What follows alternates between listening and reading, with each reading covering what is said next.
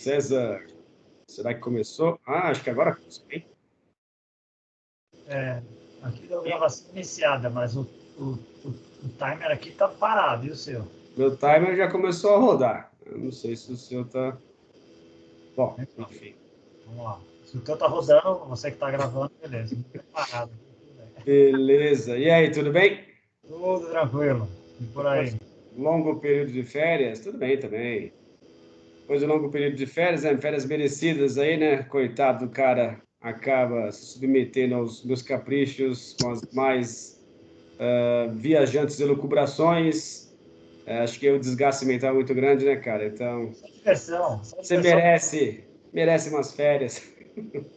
Diversão não cansa. Vamos nessa. Mas beleza, ficamos um bom tempo aí. Bom, não sei quanto tempo foi, um mês?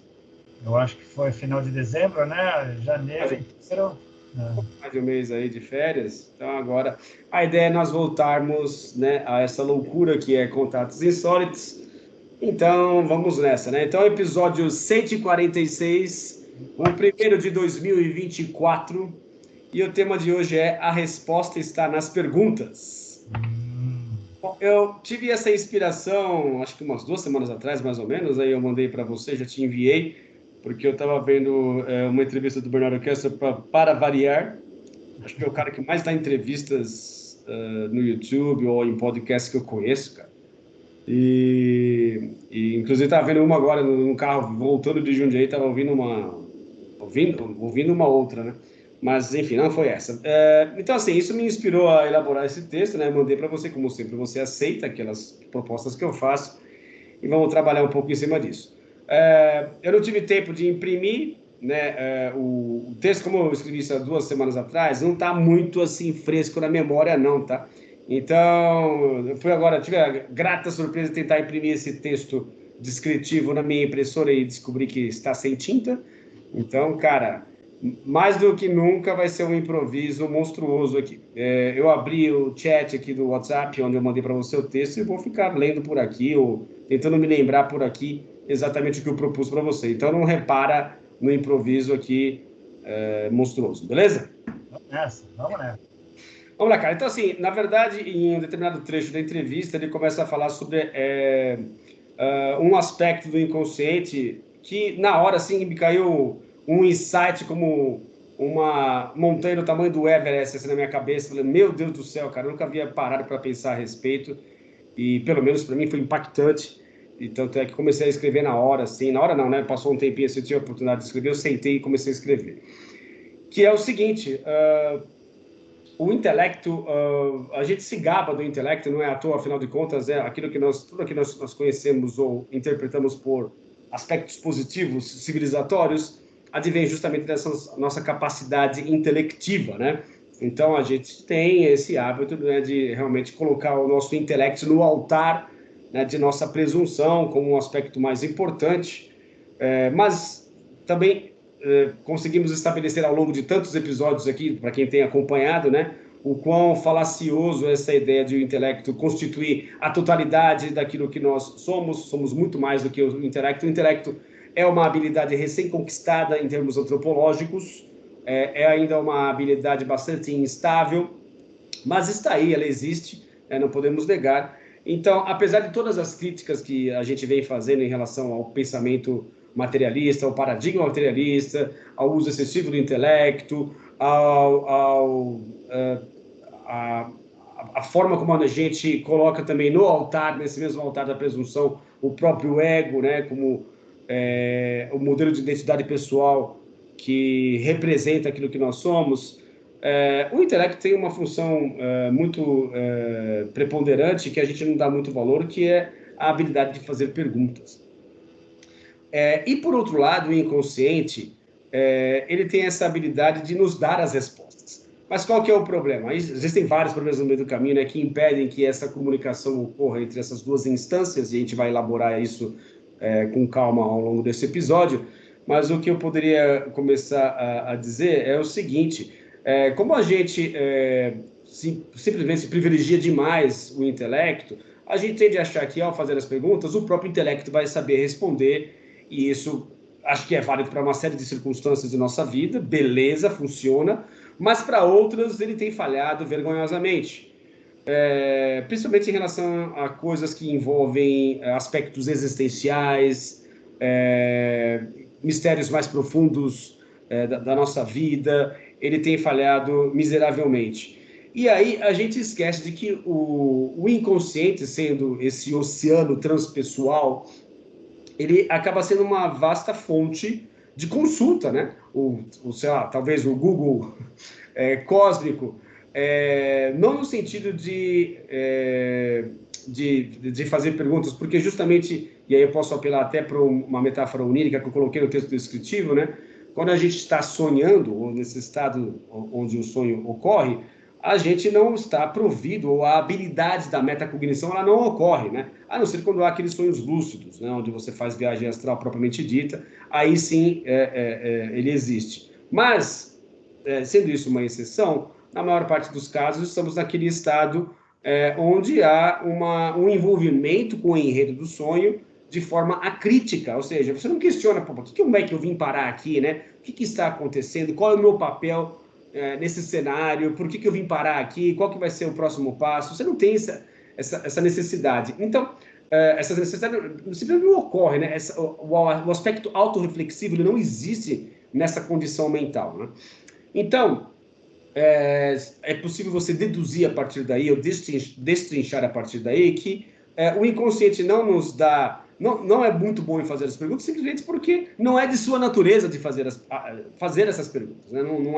Não é natural para que esse âmbito super amplo da inconsciência haja esses aspectos autorreflexivos, por essa natureza justamente instintiva e não abarcada pela metacognição.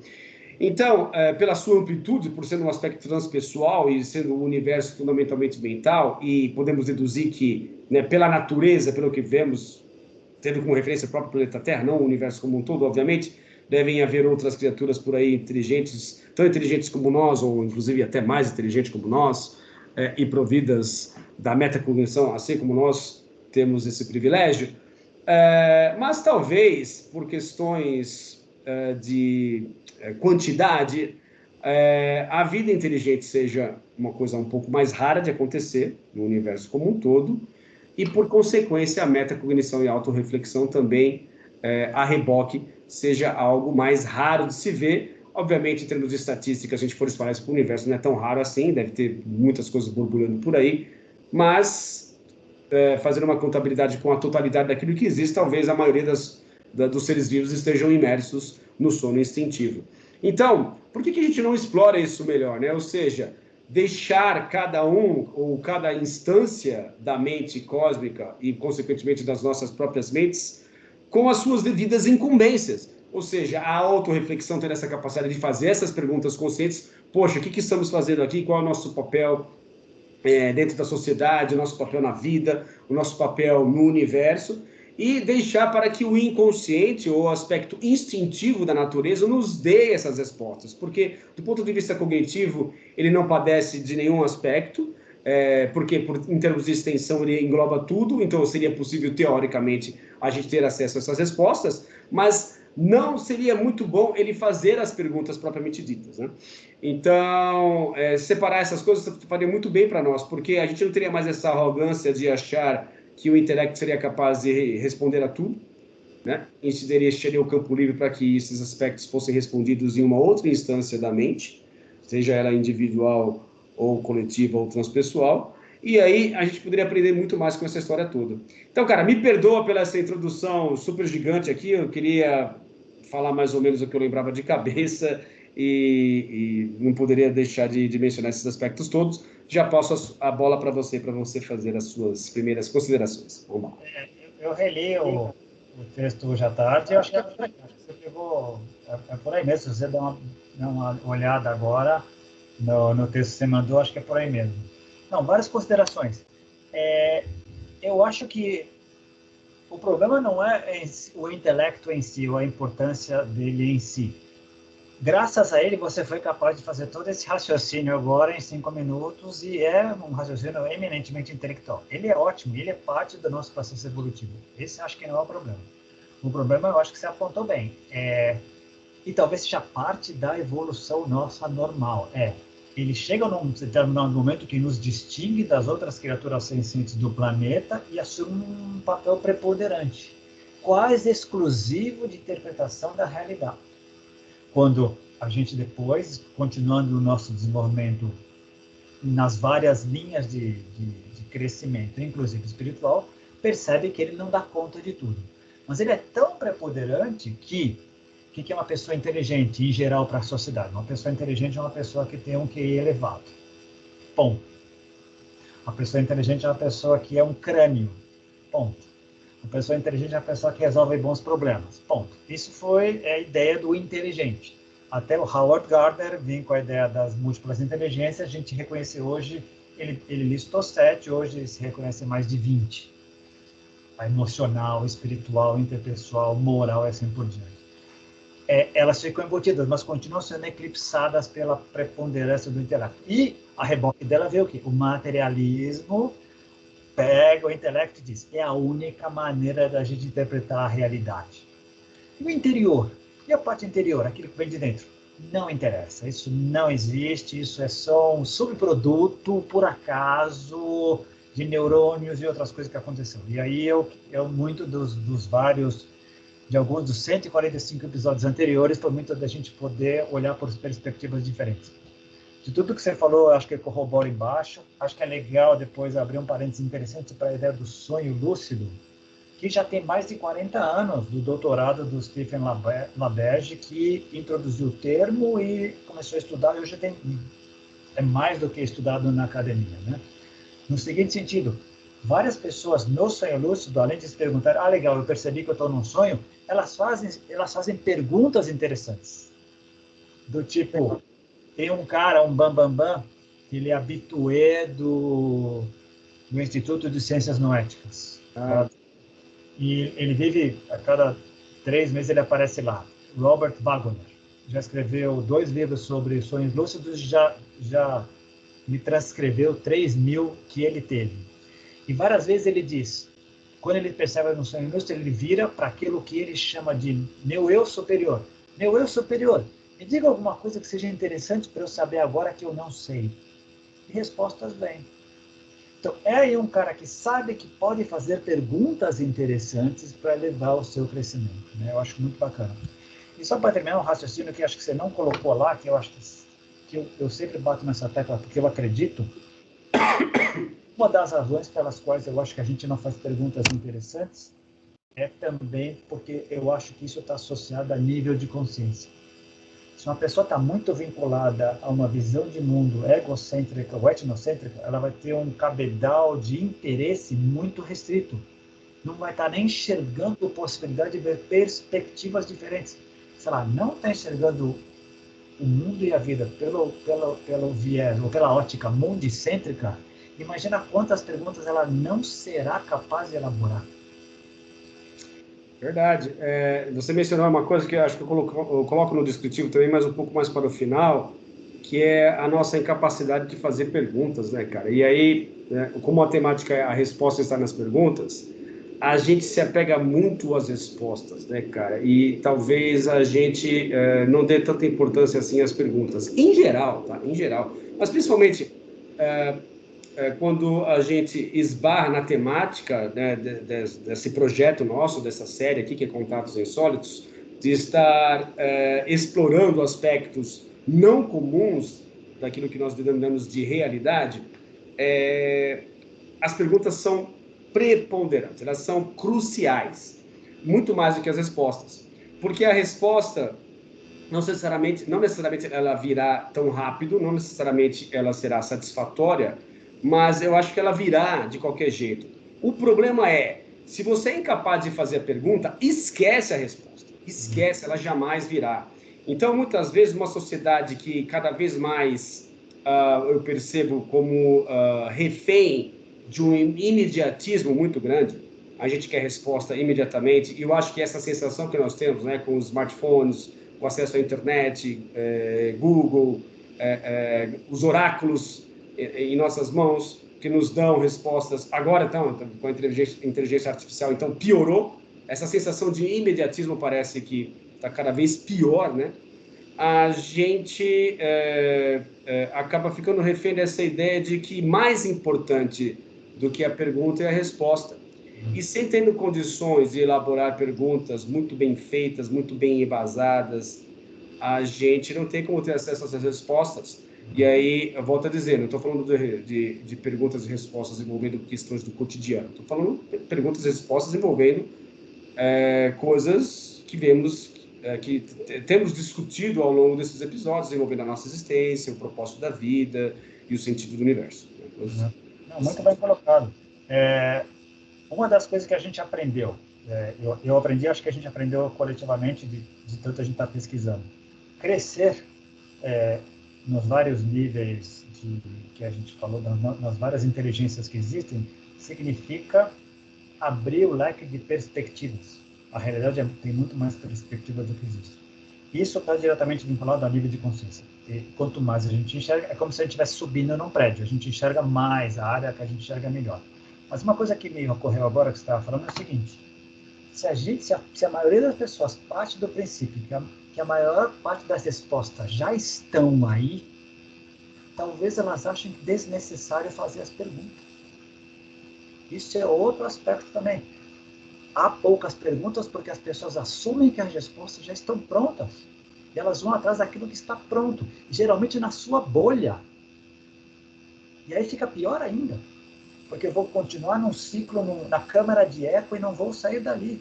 E tudo que possa vir a ameaçar, tudo que é diferente disso é uma ameaça. Ou necessariamente errado. Quem faz perguntas bem elaboradas é porque assume que é ignorante, ou assume que o seu conhecimento é parcial, é limitado, assume que a realidade pode ser maior.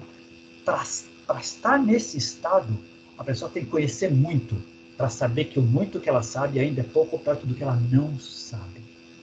Geralmente aqueles que sabem pouco assumem que sabem tudo e aquilo é suficiente, e o que eu não sei, eu sei onde eu vou encontrar. O mestre da minha igreja vai me dizer, o meu professor vai me dizer, as respostas estão prontas, basta eu ir buscar.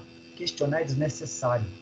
Isso me ocorreu agora enquanto eu estava te ouvindo. Talvez ajude a entender por que a gente não faz tantas perguntas interessantes. Perfeito. Você vê que cilada, né? Porque se você considera que já alcançou um nível onde todas as respostas, ou onde tudo aquilo que você entende como real já foi assim explorado ou explicado, por que você teria necessidade de perguntar? Né? Isso é extremamente perigoso, absurdamente perigoso, né? Como você bem disse, porque a gente se apoia em um guru, em uma pessoa em particular, como eu, por exemplo, tenho esse fascínio pelo próprio Bernardo Kessler, mas eu não posso considerar apenas ele como o meu balizamento de certo e errado, ou de possível e impossível, mesmo porque o Bernardo Kessler tem esse problema em particular eu consigo visualizar nele, e nos últimos episódios tem ficado cada vez mais claro que o convívio dele com a ufologia, ou UAPs agora, né, que mudaram o nome das coisas com as quais a gente vem lidando há tanto tempo, eu não sei por que razão, ele nunca explicou isso, mas ele não acha plausível, ou ele acha uma possibilidade assim remotíssima de que esses fenômenos tenham causa extraterrestre, tá? Então, assim, isso eu vejo um dos calcanhares de Aquiles, por exemplo, em sua visão de mundo. É o único que eu vejo, na verdade, porque o resto eu não consigo perceber. Impressionante como ele consegue se articular em todas as direções, mas nessa em particular ele barra, ele fica trancado ali nessa condição, que para mim eu não vejo um problema em aceitar que, lógico, de repente, dentro de toda a casuística ufológica existente, é claro que podem existir coisas ou eventos ou fenômenos que estejam ligados ao planeta Terra em si, e a gente não tem acesso ou não sabe ainda, não dá uma explicação plausível para isso, por diversas razões, que esse é um outro problema. Vou abrir um parênteses aqui, depois se você quiser falar sobre isso, que é a nossa falsa percepção de que sobre o planeta Terra a gente já sabe tudo. Esse é outro erro crasso. Mas eu consigo enxergar, então, no Bernardo Kessler esses aspectos. Então, assim, e reconheço que há essa limitação nesse aspecto em particular do pensamento dele. Então, como você bem disse, é possível que dentro de cada bolha de convívio que nós possuímos, a gente já tenha uma teoria elaborada que nos satisfaz em termos de explicações. Porém, geralmente satisfaz por quê? Porque há o peso da autoridade, há o peso do PhD, há o peso daquela figura acadêmica ou daquela autoridade em particular, que me faz aceitar aquilo como verdade até que me provem ao contrário. Não porque eu refleti a respeito de tudo aquilo que aquela figura falou e vou ali questionar e perceber que há uma estrutura conceitual ou uma forma de suporte lógico que vai dar solidez aos seus argumentos. Não, porque simplesmente... primeiro que, assim, eu confio na autoridade. Segundo, porque é mais fácil eu simplesmente aceitar. Vai dar uma trabalheira danada eu fazer esse questionamento todo. Muitas vezes não tenho tempo para fazer isso, então parto de antemão de que o que aquela pessoa está falando é correto. E isso vai gerando problema atrás de problema. Não, muito bem colocado. Eu acho que você apontou aí coisas bem interessantes. Primeiro, é natural que quando a gente vá crescendo, vá se desenvolvendo, a gente sinta ressonância com alguns tipos de pensadores que, naquele momento, batem com a nossa visão de mundo. No seu caso, recentemente, é o Bernardo Castro, no meu caso, recentemente, é o Ken Wilber. E eles nos dão respostas com as quais, nos dão interpretações de mundo e respostas com as quais a gente ressoa.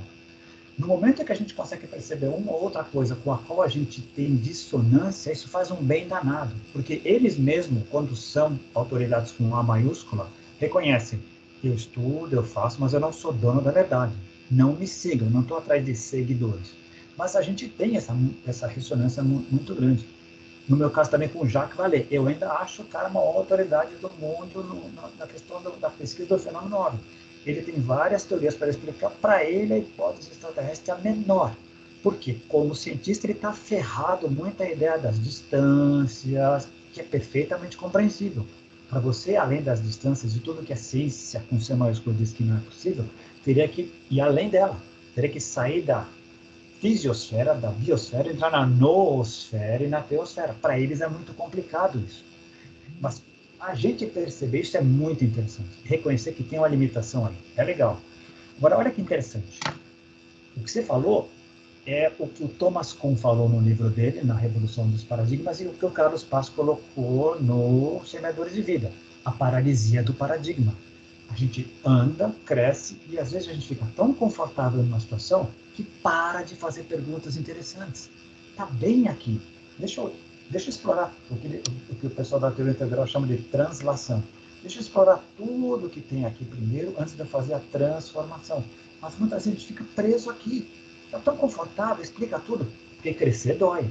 Puxa, eu dar um passo além, eu vou ter que reformular aquilo. A ideia do transcender e incluir, esse transcender implica, eu vou ter que, meu olhar vai ter que ser um pouquinho maior, eu preciso fazer perguntas mais interessantes, criar dúvidas que até agora eu não tinha. Demora, custa. E só para terminar meu raciocínio, você mencionou a inteligência artificial, olha que interessante o vínculo com as perguntas e com o que você falou de imediatismo.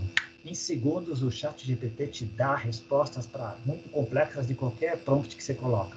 Mas qual é a grande sacada? Qual é como é que você pode refinar aquela super grande calculadora para responder as suas perguntas da melhor maneira possível?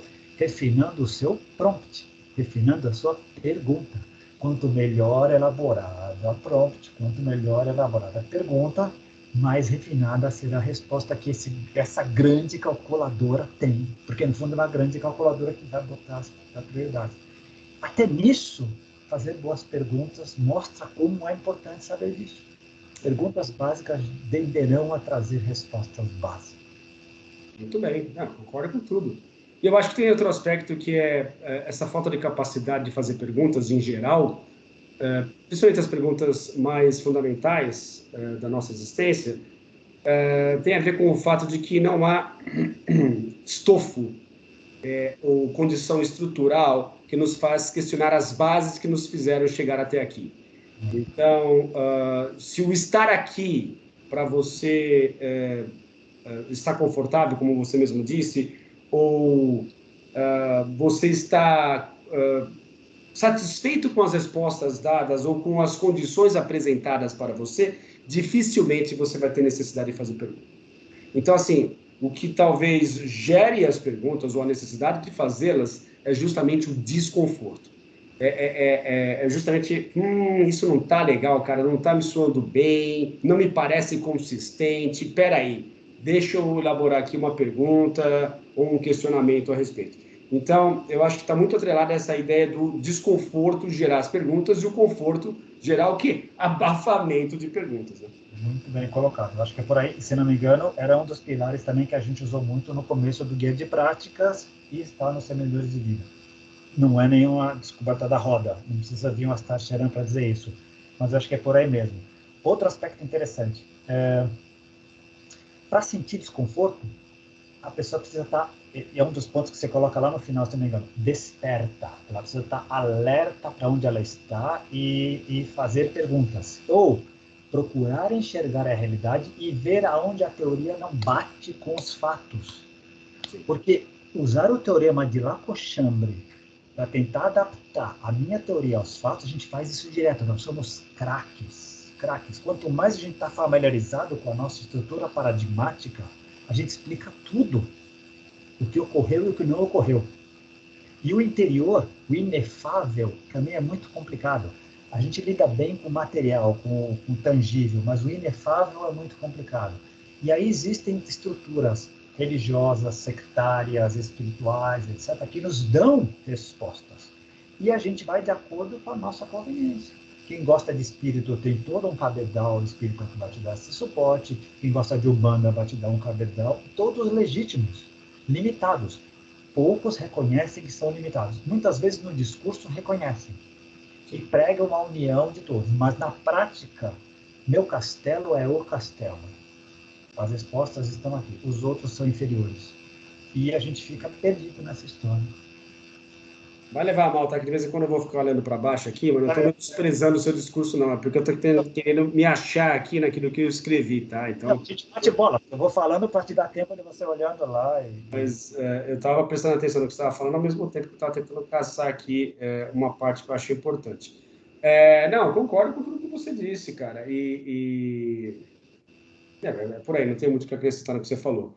Mas, antes que eu me esqueça, e eu acho que esse é um aspecto legal também que eu coloquei, são essas analogias, né, cara? Então, mais uma vez, né, nós temos que apelar para as leis herméticas, né, assim como é em cima e embaixo, a ideia do sonho, né? Voltando então à ideia da metáfora aqui do sonho, né?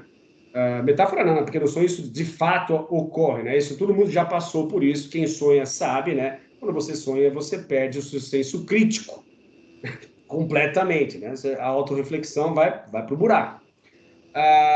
Então, o que acontece? A gente poderia fazer uma analogia, fazer uma transposição do universo dos sonhos para o estado de vigília, onde você percebe uma grande parte da população que sonhando em que sentido?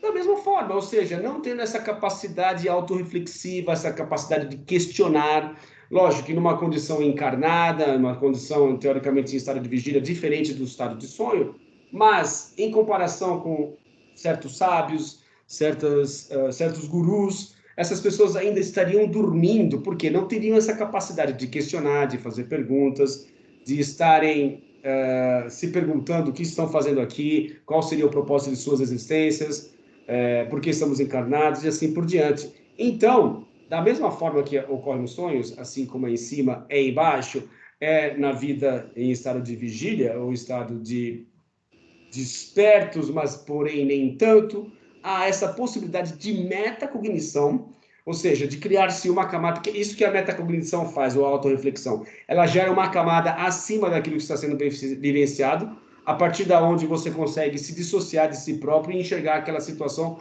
por uma perspectiva mais neutra.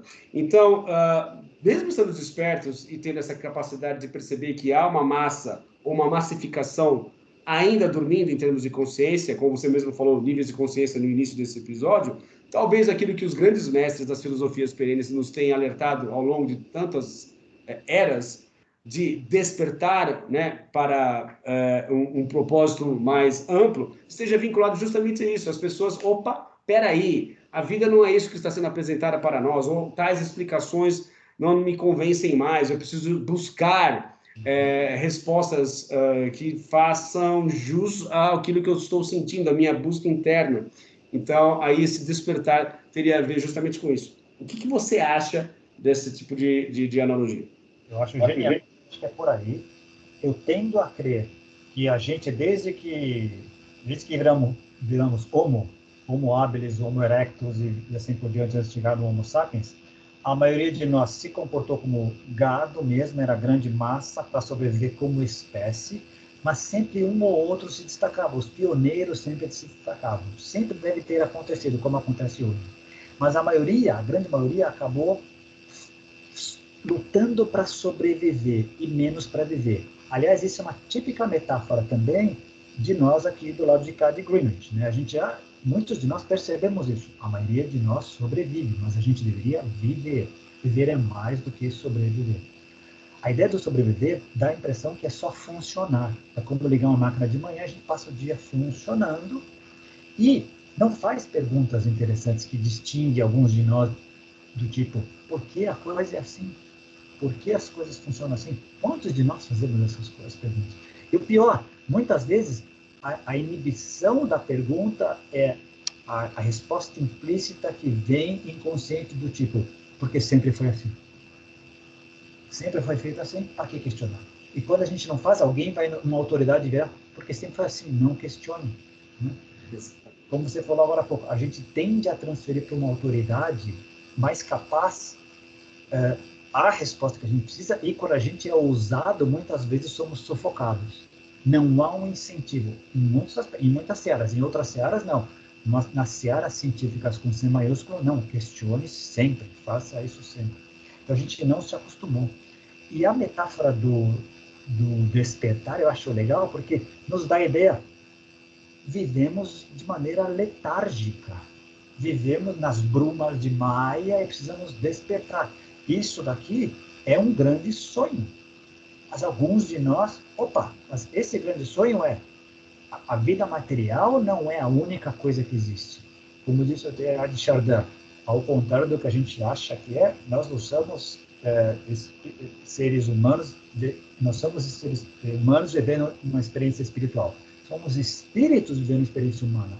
É o contrário. Mas a impressão que não. Eu tenho só flashes de uma coisa que eu acho que existe. Não. Isso aqui é que é o teste. O avatar é o teste. O que você é verdadeiramente e que a gente pode acessar. E essa é outra coisa que a gente não acostuma. As religiões não fomentam muito isso. Elas criaram uma estrutura hierárquica das quais a gente depende do intermediário. Antes delas existirem, o contato direto com o espírito devia acontecer. Como pode acontecer, basta a pessoa querer. A gente foi criando, parece que a gente foi criando modelos de estruturas sociais para poder ter uma coesão, e isso teve um preço a pagar. E sufocar a iniciativa, a proatividade, as perguntas interessantes, porque nem as autoridades são capazes de responder se saírem dos seus dogmas. Outra coisa interessante, os questionadores, as pessoas que gostam de fazer perguntas interessantes. Nós, essas pessoas, eu nos incluo e as pessoas que estão assistindo esse canal, incluo nessa tribo, nós que questionamos, não aceitamos de bom grado dogmas. A gente quer saber por quê. Nem que a gente tenha que levar adiante na vida a resposta não sei. Mas é melhor eu não sei do que isso não bate com a realidade. A realidade é mais do que isso. Não bate. E sem dúvida o não sei aí ele é crucial, né? Porque é muito melhor o não sei, e aí vai ao encontro justamente uma coisa que você sempre falou desde os anos 90, que é a saudável convivência com a dúvida, do que você simplesmente mandar um cala-boca. Né? Ou seja, não se enfia aí porque não é bem-vindo esse lugar, aceite as regras do jogo, porque assim que o jogo é jogado, não questione, Deus quis assim e acabou. Né? Então, o não sei, além de ser muito honesto, né, cara, ele abre campo, ele abre possibilidades, né? A resposta pronta, ela fecha as portas. Então, são contextos completamente diferentes que são abertos ou fechados de acordo com o tipo de reação que você possui em relação àquele questionamento em particular. Né? Outra coisa que me ocorreu agora, enquanto você estava falando, fazer questionamentos interessantes, fazer perguntas pertinentes, envolve, não sei se necessariamente, depois eu vou desenvolver com você, um tipo de relação. A gente tem que estar se relacionando com alguém, conversando com alguém, ou consigo mesmo, porque senão não vem. E precisa ter um espaço de fala e silêncio. Porque também a gente se desacostumou, conversamos isso em vários episódios, nos desacostumamos a poder ouvir, ponderar o que foi ouvido, comparar com o que eu concordo ou não e trazer argumentos. E se eu não encontro argumentos, não achei, vou pensar a respeito. Indo além do que eu falei agora há pouco, mais legal do que falar é não sei, a frase é a seguinte: vamos atrás da resposta. Isso vale uma vida, vale a encarnação inteira. Cara, e você tocou no ponto crucial, que é essa questão da ponderação, e aí eu percebo o perigo, não vou dizer nem o perigo, o imenso perigo, mais uma vez, do uso das inteligências artificiais, de você cortar esse processo. Não tem mais ponderação. Eu pergunto e obtenho uma resposta. Por que eu vou parar para refletir a respeito? Né? Então, se perde muito com isso, né? Nossa capacidade de concatenar ideias, de introjetar aquilo, de deixar decantar, passar um tempinho. Esse tempo, né? Essa espera que você mencionou é importante para que haja um amadurecimento, aí depois você interage com mais condições de fazer isso, né, cara? É impressionante. A gente corre um risco imenso de ficarmos robotizados e terceirizando processos que deveriam continuar a ocorrer dentro de nós. Né? E eu queria voltar nesse ponto que me ocorreu agora também, do silêncio. A instantaneidade das respostas hoje que a tecnologia nos dá, que é genial, né? Você poder baixar um vídeo, você baixar qualquer coisa em segundos, é genial isso. Por outro lado, olha o drama que ocorre, que faz com algumas pessoas, quando a pessoa chama o Uber e aparece lá 9 minutos. Eu vejo gente cancelando na hora. 9 minutos eu me nego a esperar. Ou está demorando muito esse negócio, deixa eu começar de novo. Eu sinto pessoas não confortáveis quando numa conversa uma para ponderar. É como se o silêncio incomodasse. Esse vazio incomoda muita gente. A gente se desacostumou a isso. Eu tenho que ter uma resposta imediata. Eu acho que isso gerou um nível de ansiedade. Por isso que está todo mundo com TDAH, porque gerou, consciente ou inconscientemente, eu tenho que preencher o espaço vazio. Senão, não sei, é como se a gente fosse perder a chance, o mundo fosse acabar. A ansiedade está muito atrelada a isso, com certeza. Mas acho que tem um outro aspecto interessante aí, que é também, inclui o que você falou, obviamente, mas acho que se estende para também um medo de você se contatar consigo mesmo. O silêncio, ele pode me obrigar a eu entrar em contato comigo. O falar constantemente e incessantemente me desconecta de mim mesmo e eu fico focalizando no espaço externo, não no interno, entendeu? Bem colocado. Bem, e para mim, tem vínculo direto com o nível de consciência. Quem está muito preso lá embaixo nos chakras básicos lá, só vai ter esse tipo de preocupação. É sobrevivência, é pertencimento à minha tribo. Quem crescer um pouquinho mais e está mais para cima, está vendo a vida de outro mundo, se dará esse tempo de poder perceber, tem outras perspectivas aí. O que que eu não estou enxergando? O que eu não estou... Eu sei que existe. A gente agora sabe. A gente está explorando uma série de assuntos sobre esse tema, mas a gente tem certeza que tem um monte de coisas que não cobriremos. Não nos ocorrerão agora. Quantas vezes nós não terminamos o papo? Aconteceu comigo, aposto que aconteceu com você. Puxa, devia ter falado isso aqui, que agora que me ocorreu agora e me ocorreu agora. A gente viu perspectivas depois, porque ficou na mente, ficou circulando. E a gente faz conexões. Um parênteses agora, eu estou lendo um livro sobre, chama-se Elástico, que é a mente flexível, um passo além do Rápido e Devagar, do Daniel Kahneman, que é a nossa capacidade do nosso cérebro de fazer associações muito rápidas. O computador vai jogar xadrez com você e vai ganhar de você? Vai, porque ele vai fazer bilhões de combinações. Mas a nossa capacidade de poder fazer 1000 combinações, como o Kasparov fazia 1000, o computador fazia 1 milhão, claro que ele ia ganhar dele. Mas quando o Kasparov está jogando, ele está revendo jogos ali, ele não só está revendo outros jogos como o computador está vendo também, mas ele está lembrando de como ele estava no ano passado num outro jogo similar, ele vai sentir o cheiro que vai remeter a alguma outra coisa. Uma máquina nunca será capaz de fazer isso. Isso abre um leque, um espectro gigantesco da experiência que a gente está tendo. Só nós, humanos, podemos isso. Isso é impressionante. Uma máquina não terá isso. Por mais que ela tenha sistema de machine learning, ela não terá essas sensações. E a gente tem. Então é absurda a nossa capacidade cerebral. Imagina, só o intelecto. Quando a gente abre vazão para a mente, para o espírito, a gente abre o leque, vamos tentar interpretar isso sobre o máximo de possível de perspectiva, nossa, a gente tem condição de brilhar, a gente tem condição de não somente colocar uma sonda em Marte, mas poder especular o que ela pode estar falando de lá. A gente não está vendo aquela atmosfera, mas a gente está deduzindo aqui. Isso é muito legal. Muito bacana. Muito legal, cara. E também você me fez, eu não sei em que momento exatamente da sua fala, mas você me fez acionar aqui um insight que tem a ver, inclusive, com o próprio processo terapêutico, que é essa, simplificando a coisa, obviamente, né? Contínua necessidade de fazer perguntas e obter as respostas do inconsciente, né? Muitas vezes, é muito comum no início da terapia, ao se fazer uma pergunta, o cliente ou o paciente, né, a abordagem que você adota, não ter a capacidade de responder. Com o tempo, você vai fazendo as mesmas perguntas de vez em quando. Você vai soltando as mesmas perguntas ao longo do tempo, né? Lógico, você vai ter que desviar do caminho, fazer outras perguntas, mas de vez em quando você solta a mesma.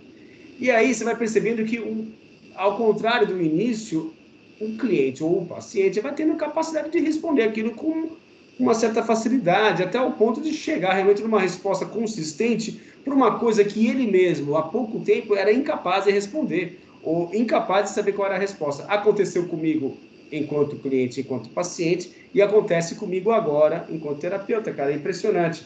Então você vê que essa dinâmica de perguntas e respostas, além de ser bastante interessante, ela é terapêutica, ela traz cura, porque traz respostas ou curas para a alma, cara, para os nossos anseios mais profundos, né?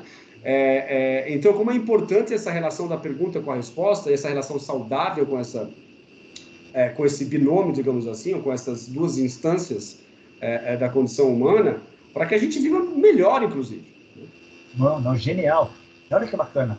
A gente costuma valorizar muito do conhecimento do Oriente, das filosofias perenes, legítimo e merecido, mas do lado de cá também não é só desastre. Os gregos, quando criam o termo maiêutica, o parto da alma, estão dizendo justamente que isso está lá dentro, traz à tona. Como? Conversando, dialética, trocando ideias. Então, gozado, parece que a gente redescobre algumas coisas, mas passa muito tempo, de novo, funcionando na bruma. E precisamos, periodicamente, despertar. Parece que a gente funciona assim como civilização, né? Chegamos ao pico do Everest, vamos para o vale de novo.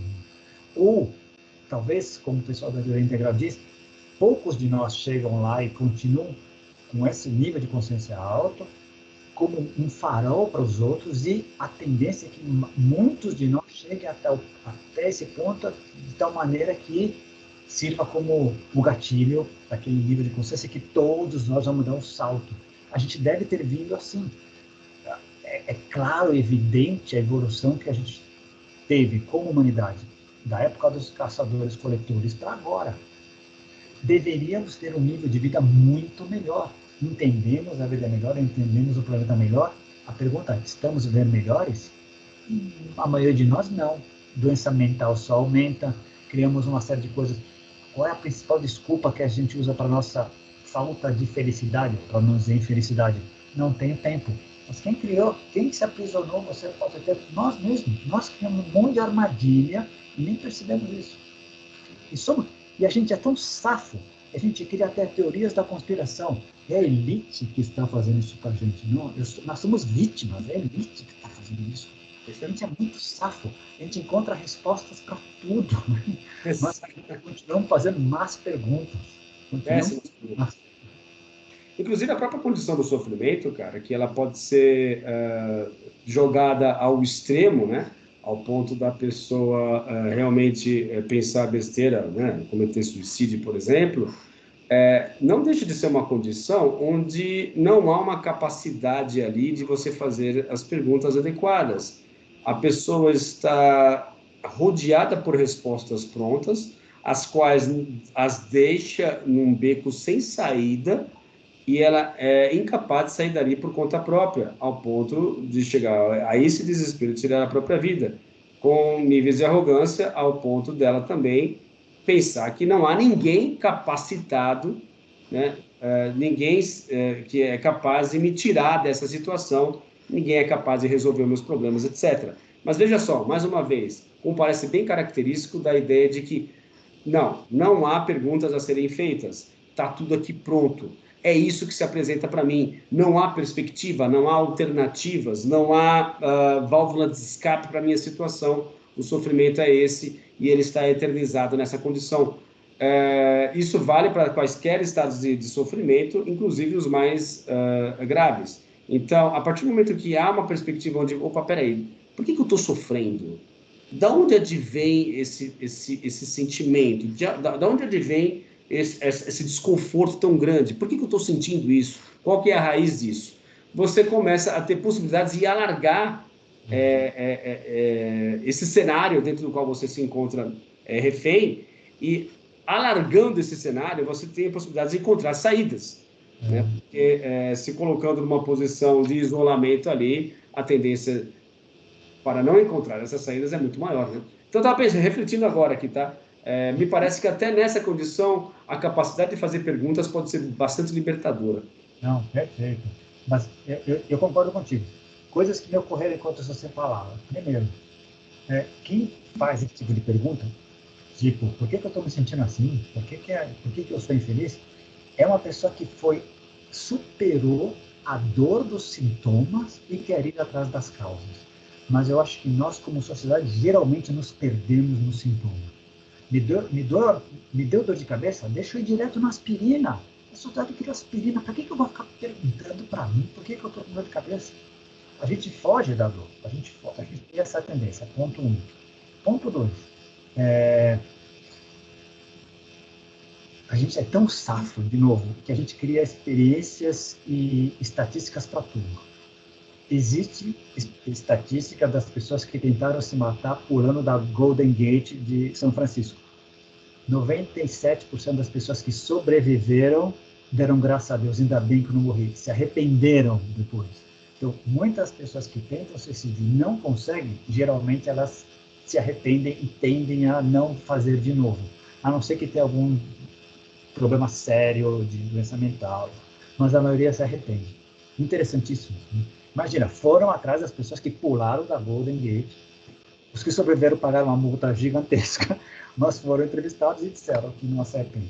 Mas sabe o que mais me fascina nisso? Faz parte do jogo cósmico. Criaturas como nós, sencientes, com a possibilidade de metacognição, poder chegar a um ponto da vida e dar cabo dela. Quantas outras criaturas nesse mundo podem fazer isso conscientemente? Sim. Verdade. Ou seja, eu tenho o direito de tirar o plug da tomada. Está nas regras do jogo cósmico. Aceitemos, está lá. Gostemos ou não, está lá. O profundo nos deu, está lá. Você quer? Está lá no contrato do profundo, parecido com o do Willy Wonka. Está lá na linhazinha final. Se você quiser, você pode tirar a tomada. O jogo vai acabar de qualquer jeito, né? De qualquer jeito, esse jogo vai terminar, né? Por que você vai se antecipar finalizando o jogo, ou a sua exclusão do jogo, sendo que ainda há muito jogo a ser jogado? Né? A maneira como a gente interpreta o mundo hoje, isto é, o nosso paradigma hoje, como é que a gente leria isso? A consciência cósmica, o profundo, usa também desse artifício para continuar crescendo e aprendendo. Existem pontos limites e alguma pessoa não aguenta e toma essa decisão.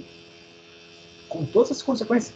Lembrando, a gente tende também, de novo, a nossa visão sempre é muito estreita, né?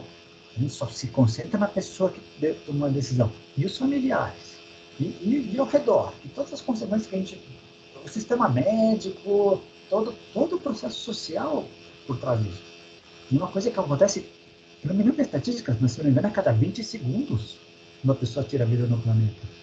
É muita gente. Muita gente. É muita gente. Mas, mais uma vez, né, cara, voltando a essa questão, é circular, mas a gente faz isso de propósito para não sair do tema, né, cara? Porque senão, se deixar, a gente vai sair viajando aí. Fica um episódio de 3 horas e a gente... faz duas perguntas. Mas me parece realmente ser crucial, cara. Então, a temática acho que é bem-vinda, né? A resposta está nas perguntas, justamente de que, sabendo fazer as perguntas, fazendo perguntas cada vez mais refinadas, digamos assim, a gente consegue sair do lugar. Né? Eu acho que essa que é a mensagem que a gente pode deixar aqui para esse final, né? Isso possibilita um movimento, não necessariamente um movimento físico, às vezes pode até ser, né? Mas estamos falando aqui de um movimento da consciência, né, cara? Então, é essa capacidade elaborada de não nos conformar com o status quo, seja ele qual for, e dar vazão a essa possibilidade de fazer perguntas cada vez mais refinadas, cara. Acho que tá aí o segredo da coisa, até o momento me parece ser mais plausível. E outra coisa também, para completar, que acho que me ocorreu agora também, ter consciência de aquilo que a gente sabe, e por maior que seja a quantidade, se a gente pudesse mensurar o conhecimento, ela ainda é infinitamente inferior àquilo que a gente sabe que não sabe, e é infinitamente inferior àquilo que a gente não sabe que não sabe. Para algumas pessoas como nós, é instigante, é uma Disneylândia, cara, deixa eu explorar todo esse parque aqui, enquanto eu estiver vivo. Mas para muita gente é paralisante, deve ser assustador viver com essa dúvida. Caramba, se não é assim, onde é que eu me encaixo? Se isso aqui, eu moldei toda uma estrutura de vida para isso aqui, se não é isso, como é que eu vivo? Deve ser assustador. Pode ser, e da mesma forma como o próprio Carl Sagan, né, em seu famoso texto Pálido Ponto Azul, né, que depois um texto inspirado pelas fotografias, né, mas que depois virou um livro. Cara, é bem por aí. E eu costumo também usar aquela analogia, não analogia, né, mas uma espécie de uma narrativa, né, também baseado um pouco no livro do Donald Hoffman, né,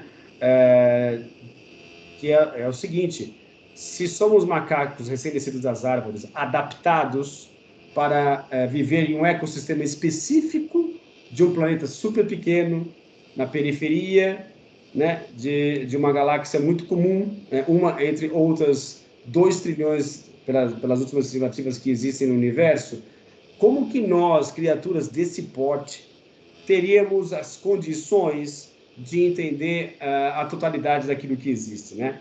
Ou, melhor ainda, como é que nós gostaríamos que a natureza se enquadrasse aos nossos caprichos de uma criatura nessas condições, fazendo jus ao nosso sistema de valores, ao nosso sistema moral, ao nosso arcabouço lógico, conceitual. A natureza não tem essa obrigação, cara. Então, assim, cria essa perspectiva que você mencionou de que há um universo de possibilidades a ser descoberto, que podem reforçar alguns aspectos nossos, mas, por outro lado, violar completamente as coisas com as quais nós lidamos de forma cotidiana, né? Como, por exemplo, os UAPs, que a gente acabou de mencionar, que violam não apenas aquilo que nós conhecemos em termos de tecnologia, mas também viola a nossa lógica, né? Outros eventos que são mais aprofundados, acho que o próprio Jacques Vallée menciona em muitos dos seus livros, né, de eventos com uma lógica completamente fora da nossa, né, ocorrendo, e como inclusive, o próprio mundo dos sonhos, né? Quando você está, né, mais uma vez apelando para o exemplo onírico, nos sonhos, imagens pipocam aqui e ali, sem uma relação de causa e efeito. Você está do lado de uma pessoa que de repente se transforma em outra, ou você está aqui dentro de um escritório, de repente aparece numa praia. Não há uma relação de causa e efeito entre os eventos. Então, se entendemos que a mente universal se estende para além da nossa, nada impede que outras características do mesmo tipo ocorram e pipoquem, né, na nossa atmosfera de vez em quando, com eventos que violam justamente essa nossa lógica tão furada, né, de símios recém-descidos das árvores. A natureza ou o universo não tem essa obrigação de se enquadrar naquilo que nós consideramos como lógico. Perfeito, perfeito. E olha que legal. A gente foi capaz, você acabou de fazer um raciocínio, usou o intelecto para chegar a essa conclusão. E olha que bacana.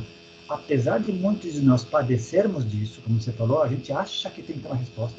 Muitos de nós sacamos que não precisa ser assim. Apesar de sermos esses símios recém-tecidos das árvores e que criamos smartphones, a gente é capaz de chegar nessa estatística de 2 trilhões de galáxias. A gente foi capaz de pensar nisso e admitir que somos ignorantes. Puxa, pode ser que seja muito mais, hein? Alguns de nós nos permitimos isso. E fiquei pensando agora, enquanto você estava falando, imagine se funcionássemos como 8 bilhões de almas, cada um dando o seu máximo, o seu melhor para a coletividade.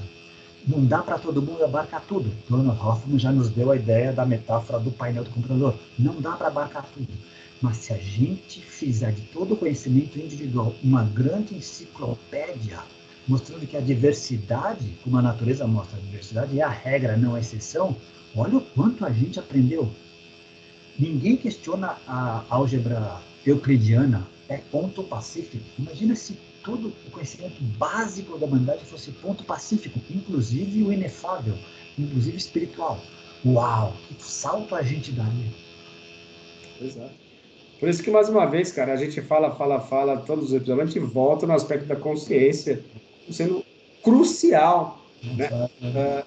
A consciência como sendo fundamental, estando na fundamentação de todo o universo existente, mas também a consciência como sendo também a resposta, né, para todas as nossas perguntas, né, cara? Níveis de consciência.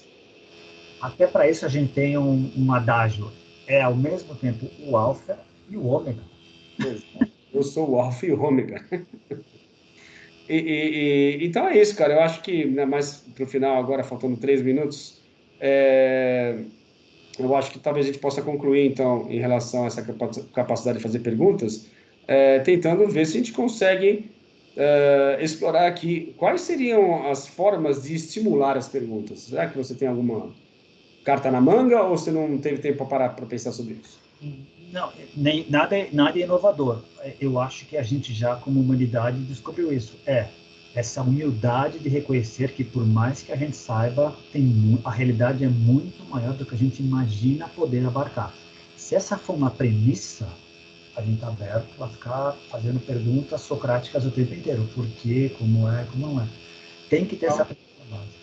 Talvez também coragem para questionar aquilo que nós julgamos já saber. O status quo aí, a estrutura, é assim, não é porque sempre foi assim que continua valendo.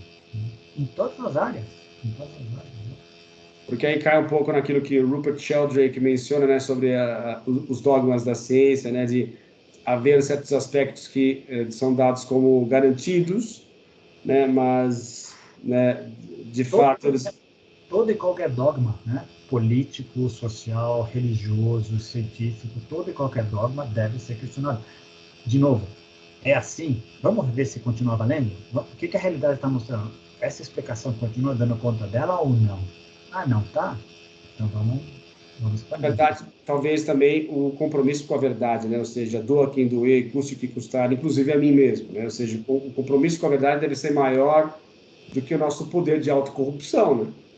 Porque senão você está fadado a entrar numa lógica circular e não sair do lugar, né, cara? Porque a força da conformidade social é muito grande. É muito poderosa. Então, bom. E a gente inventa, desculpa, já sei que a gente vai terminar, a gente inventa mecanismos de controle e punição cada vez mais refinados. Hoje em dia, se você bobear, você vai ser cancelado. Tem essa também. Se você for cancelado, você pode ser morto virtualmente. Você vive, mas você é morto virtualmente. Essa é uma das frases que eu coloquei, inclusive, no perfil do Instagram, meu perfil profissional, obviamente, que é: nós tendemos a optar pela adaptabilidade ao meio do que saber a verdade. Boa. Por causa justamente desse aspecto que você mencionou. Vou ser cancelado, eu vou ser rechaçado, eu vou ser isolado de tudo. Não, não, não, não. Então, eu prefiro me adaptar ao meio do que ter acesso à verdade ou saber o que significa, na verdade, a verdade. O preço vai pagar, é claro. Né? Mas é isso, cara. Então, deu Tá bom? aqui uma horinha certinho. Muito obrigado mais uma vez pelo primeiro episódio de 2024 aí.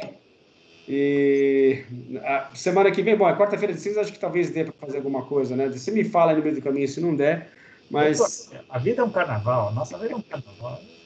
mas valeu, cara. Um grande abraço. Nos vemos no próximo episódio de Contatos Insólitos. Até mais. E cuida mais, Roberto. Falou, tchau, tchau.